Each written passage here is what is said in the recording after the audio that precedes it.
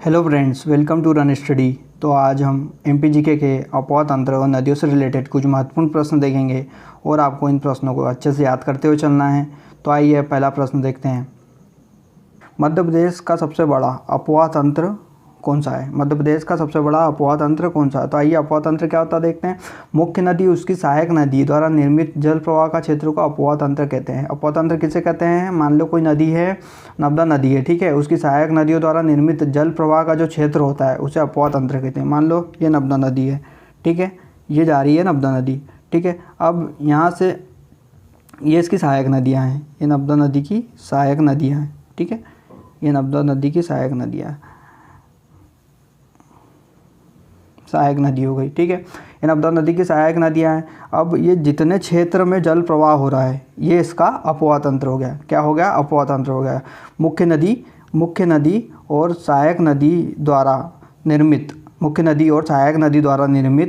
जल का प्रवाह, मुख्य नदी और सहायक नदी द्वारा निर्मित जल के प्रवाह को अपवाह तंत्र कहते हैं। तो ये हो गया अपवाह तंत्र। पहला ऑप्शन है इसमें गंगा जमुना अपवाह तंत्र। पहला ऑप्शन है गंगा यमुना अपवाह तंत्र, सेकंड ऑप्शन है गोदावरी अपवाह तंत्र, थर्ड ऑप्शन है नर्मदा अपवाह तंत्र, फोर्थ ऑप्शन है ताप्ती अपवाह तंत्र। तो इसका सही आंसर है नर्मदा यमुना अपवाह तंत्र। तो मध्य प्रदेश का सबसे बड़ा अपवाह तंत्र कौन सा है? नर्मदा यमुना अपवाह तंत्र। इसको याद करते हुए चलना है, बहुत ही महत्वपूर्ण प्रश्न है। अगला, मध्य प्रदेश में अपवाह तंत्र को कितने भागों में विभक्त किया गया है? मध्य प्रदेश में अपवाह तंत्र को कितने भागों में विभक्त किया है? तो 6 भागों में विभक्त किया गया। याद करते हुए चलना है। अगला प्रश्न, मध्य प्रदेश किस नदी को मध्य प्रदेश की जीवन रेखा कहा जाता है? क्या मध्य प्रदेश की जीवन रेखा किस नदी को कहा जाता है? तो नर्मदा नदी को मध्य प्रदेश की जीवन रेखा कहा जाता है। अगला प्रश्न, नर्मदा बेसिन का कुल क्षेत्रफल कितना है? क्या बोल रहा है?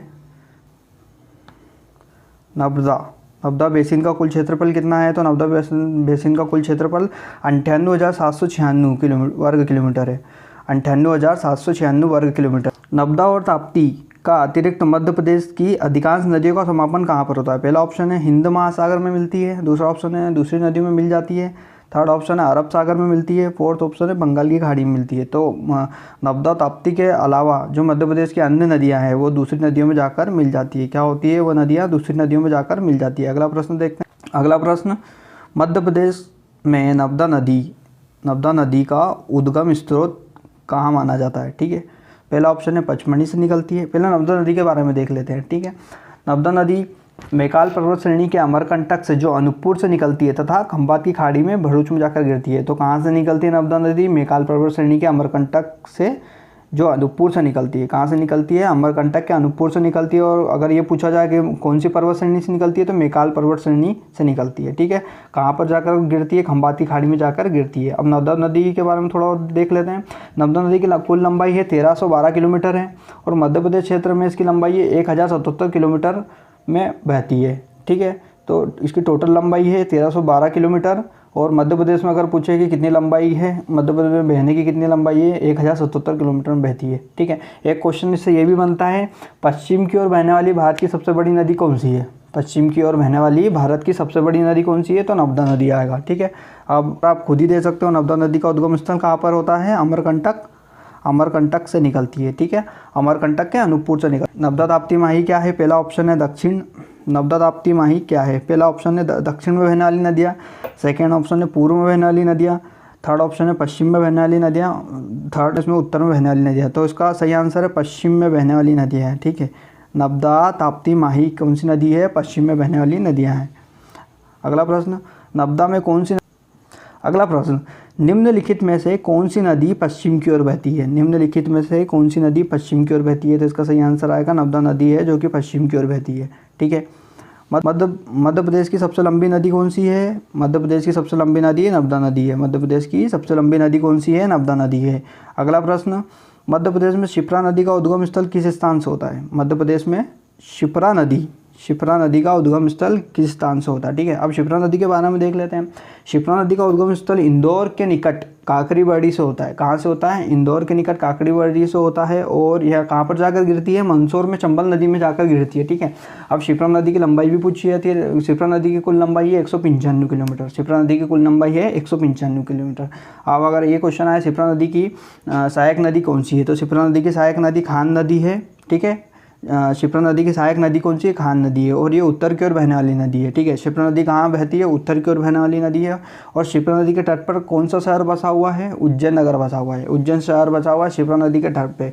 उज्जैन शहर में प्रत्येक 12 वर्ष में कुंभ का मेला लगता है। क्या लगता है? प्रत्येक 12 वर्ष में कुंभ का मेला लगता है उज्जैन में। तो शिप्रा नदी कहाँ से बहती है?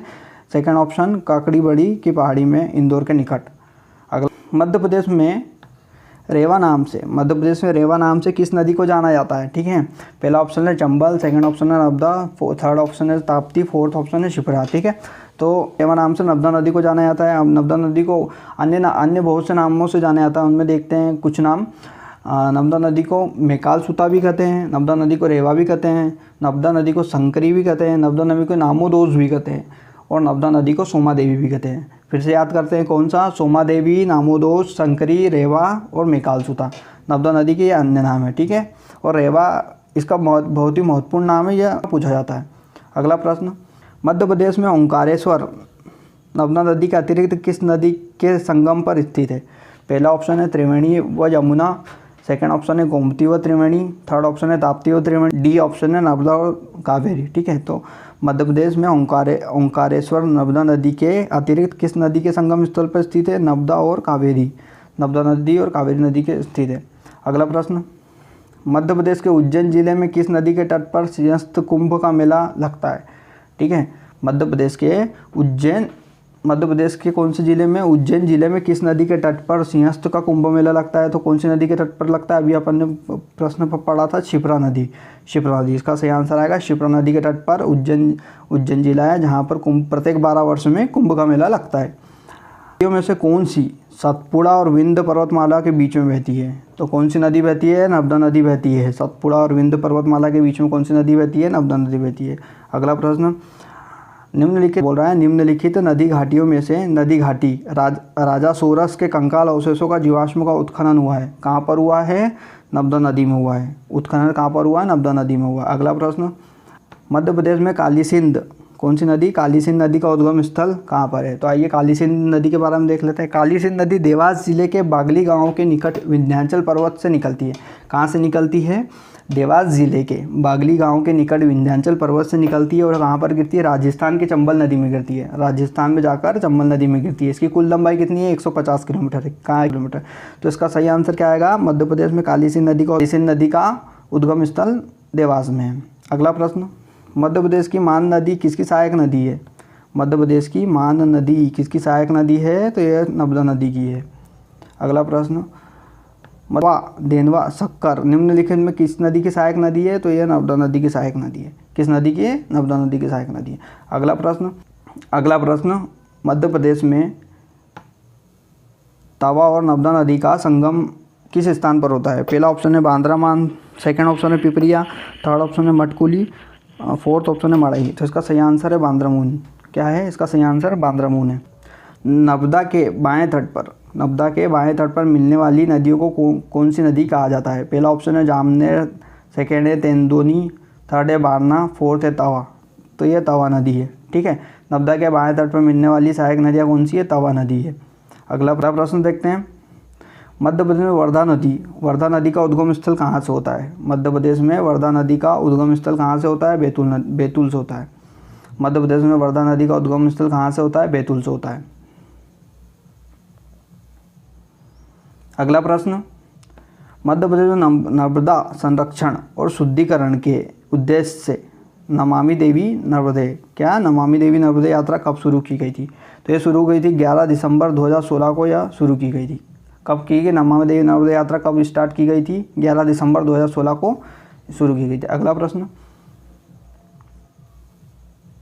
मध्य प्रदेश की कौन सी नदी उत्तर और दक्षिण भारत के पारंपरिक सीमा का निर्धारण करती है? मध्य प्रदेश की कौन सी नदी उत्तर और दक्षिण भारत के पारंपरिक सीमा का निर्धारण करती है? तो इसका सही आंसर है नर्मदा नदी। अगला प्रश्न, मध्य प्रदेश से उद्गमित किन दो नदियों के संगम को प्राणहिता के नाम से जाना जाता है? तो यह प्राणहिता के नाम से किन्हें जाना जाता है? वैनगंगा और वर्धा को प्राणहिता के नाम से जाना जाता है। प्राणहिता के नाम से किसे जाना जाता है?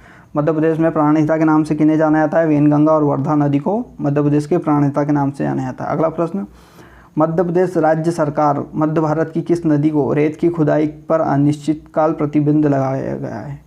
रेत की खुदाई, किसकी खुदाई पर? रेत की खुदाई पर अनिश्चितकाल प्रतिबंध लगा दिया गया है। पहली कोशी नदी, सेकेंड ताप्ती है, थर्ड है माही और फोर्थ है नर्मदा नदी। तो नर्मदा नदी जो है वहाँ पर रेत के उत्खनन पर अनिश्चित प्रतिबंध लगा दिया गया है, अनिश्चितकाल प्रतिबंध लगा दिया गया है। अगला प्रश्न देखते हैं। अगला प्रश्न, नर्मदा नदी पर आधारित क्या नर्मदा नदी पर आधारित सौंदर्य की नदी नर्मदा नामक पुस्तक का प्रसिद्ध लेखक कौन से? पुस्तक नर्मदा नदी नामक पुस्तक के प्रसिद्ध लेखक कौन से हैं? श्री हरिशंकर कृष्ण देवसरे, श्री शिव कुमार तिवारी, श्री अमृतलाल बेगड़, श्री सुहास लिमड़े। तो हमारे लिए नर्मदा नदी मध्य प्रदेश की जीवन रेखा क्या है? नर्मदा नदी है, ठीक है। और नर्मदा नदी हमारे लिए क्या? अमृत है। तो इसका सही आंसर आएगा अमृतलाल बेगड़। इसका सही आंसर क्या है? अमृतलाल बेगड़। नर्मदा नदी नामक प्रसिद्ध पुस्तक किसने लिखी है? अमृतलाल बेगड़ ने लिखी है। अगला प्रश्न, वर्ष 2017 में मध्य प्रदेश किस नदी को जीवित इकाई का दर्जा मिला हुआ है? पहला ऑप्शन है नर्मदा, सेकंड ऑप्शन है चंबल, थर्ड ऑप्शन है ताप्ती, फोर्थ ऑप्शन है बेतवा। तो इसका सही आंसर है नर्मदा नदी। अगला प्रश्न, नर्मदा द्वारा गठित जल निकासी व्यवस्था कैसी है? पहला है आयताकार, सेकंड ऑप्शन सलाखे, थर्ड ऑप्शन है रेडियल, फोर्थ ऑप्शन है वृक्ष के समान, ठीक है। तो इसका सही आंसर है सलाखे आएगा, सलाखे। नर्मदा द्वारा गठित जल निकासी व्यवस्था कैसी है? सलाखे जैसी है। अगला प्रश्न, मध्य प्रदेश की किस नदी को मधुमती नाम से जाना जाता है? तो मधुमती नाम से महुवर नदी को जाना जाता है। अगला जिला किस नदी के किनारे बसा हुआ है? मंडला जिला किस नदी के किनारे बसा हुआ है? ये नर्मदा नदी के किनारे बसा हुआ है। अगला प्रश्न, मध्य प्रदेश के सिवनी जिले में भीमगढ़ बांध, कौन सा बांध? मध्य प्रदेश के सिवनी जिले में भीमगढ़ बांध किस नदी पर बना है? ठीक है, तो यह वैनगंगा नदी पर बना हुआ है। कौन सी नदी पर बना हुआ है? वैनगंगा नदी पर बना हुआ। अगला प्रश्न, धुआंधार जलप्रपात जबलपुर में किस नदी पर देखा जाता है? कौन सा जलप्रपात? धुआंधार जलप्रपात। यह बहुत ही महत्वपूर्ण प्रश्न है, व्यापम बार बार इससे रिपीट करता है यह प्रश्न को, धुआंधार जलप्रपात को पूछा जाता है। तो इसका सही आंसर है नर्मदा। धुआंधार जलप्रपात कौन सी नदी पर बसा हुआ है? नर्मदा नदी पर देखा जाता है। अगला प्रश्न, नर्मदा और ताप्ती एक गहरे चैनल के माध्यम से समुद्र में मिलती है, उसे क्या कहा जाता है? पहला ऑप्शन है ज्वार, सेकेंड ऑप्शन है बाढ़, थर्ड ऑप्शन है नदी का दहाना, फोर्थ ऑप्शन है पुल। तो इसका सही आंसर है ज्वार।